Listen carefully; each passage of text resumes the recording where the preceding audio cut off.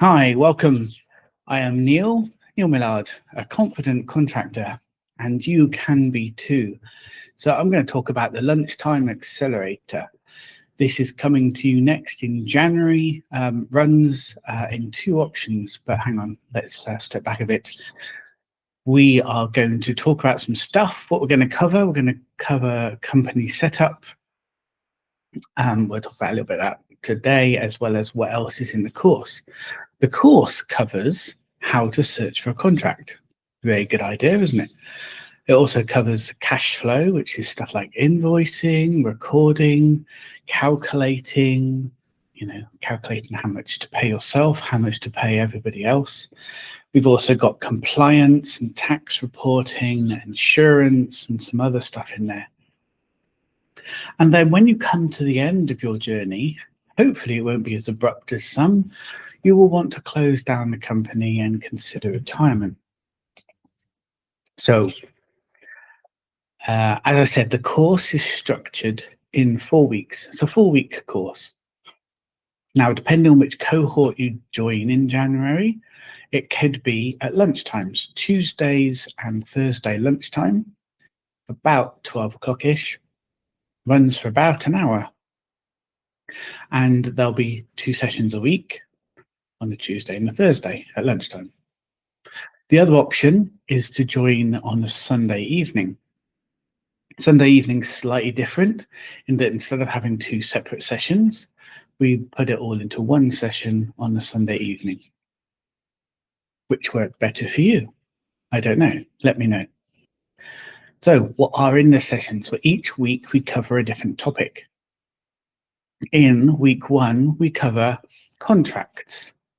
So we've got the 2 sessions, Tuesday and the Thursday, or the mega session, omnibus edition, if you like, on a Sunday. And we cover the contract, the what ifs, the wheres, the whens, the whos, liability, because a contract is there to protect you against liability, protect your customer against liability, so everyone knows exactly where everyone stands on every issue.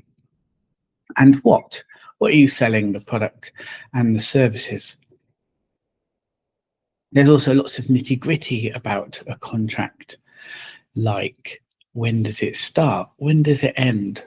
Could it end early? All those crazy questions. And so on to the second week. Again, it's Tuesday and Thursday lunchtimes or Sunday in the evening. We talk about compliance. Compliance is where you must comply to rules and regulations. So if you're running a limited company in the UK, then you need to file a confirmation statement once a year. What is that? It's a statement of confirmation. Just messing with you. It's there to update Companies House with anything that might have changed about the company. And when you set a company up, which we'll talk about in a minute, it asks you various questions that may or may not change during the life of the company or organization. Compliance is also about accounts. It's about keeping detailed records of the money flows in and the money flows out. Also, the invoices that are flowing out and the invoices that are flowing in, the sales and the expenses, as well as all the other money flows like getting invoice paid, great. Paying yourself, great. Setting aside some for VAT, not so great. And then paying the income tax for the company, or as the company calls it, it's corporation tax. You then also need income tax for your own income. All these things to bear in mind, but all need to be recorded so that you know at the end of the year what to report. Also, you might need other compliance in there, like insurances and ICO. The third week, we cover cash flow. Again, it's Tuesday and Thursday lunchtime, or the omnibus edition on the Sunday. We cover all elements of the cash flow because cash doesn't all come in at the same time, doesn't all go out at the same time. There is a distinct quarterly pattern usually, where we've got the VAT reporting once a quarter, the payments going out for VAT once a quarter, And then once a quarter, you might want to pay yourself a dividend, or the other shareholders of the business a dividend. And then there's corporation tax that goes out once a year as well. And then the last week brings it all together. Again, it's Tuesday and Thursday at lunchtime, and Sunday for the mega session. You don't have to do all 3 sessions. You either do the Monday or the Tuesday sessions, or you do the Sunday sessions. You don't do both. And the last week will cover confidence. It will cover what you need to be as a contractor in order to be a confident contractor. You need to understand the compliance and the contracts and the cash flow. Also have a level of confidence, which involves communication and knowledge and other things to wrap up that bundle so that when you start a contract, you can hit the ground running. So where are you right now? Have you got a contract? Maybe. Have you got a contract in mind? Has someone just offered you a contract and you want to know what you need to do about it? What about IR35? What about the taxes? What about the slush fund or war chest? And of course, all of this can't start until you have a limited company in the first place. That limited company will take the form of several things. It needs to have a name. You need to know what to call yourself.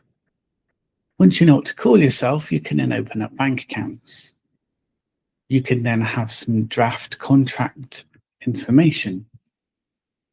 You can register for VAT if you think you're going to go above the threshold, which in the UK is about 80 to 90 grand today. It might change. Every time the budget comes out, there might be a change to thresholds. If it's lower than that now, then you won't have a choice. If you've got a day rate over about £500 a day, you will have to get that registered anyway. You might need ICO if you're handling sensitive information, and you'll definitely need some other insurances because they're specified in the contract. Professional indemnity and public liability. Now, often because everyone needs those as an IT contractor, they're bundled into the same thing. But on the course, I'll put you in touch with some people that can just sort you all out, and that'll be easy done. So what are you waiting for? Want to know about what a contract is? Want to know what to do with that cash flow? Want to know what to do with the excess cash? Yes, you will have some eventually. And the compliance, so that you don't end up with all this cash and not knowing what to do with it. It needs to go to certain bits of the government. Otherwise, they tend to give you some free accommodation and very rubbish food. So let me know what you think. Head over to Confident Contractor, where if you're not sure where you are right now, there's a quiz to explore how much you know and how much you don't know. If you ask me nicely, I can send you a copy of the book. Here it is, the book. And that covers the stuff in a fair bit of detail. But the course is where you come to ask me questions. They're live, just like this. You can ask me questions. So if you don't understand something, I'm there to support you. Anyways, Confident Contractor. I'll see you there.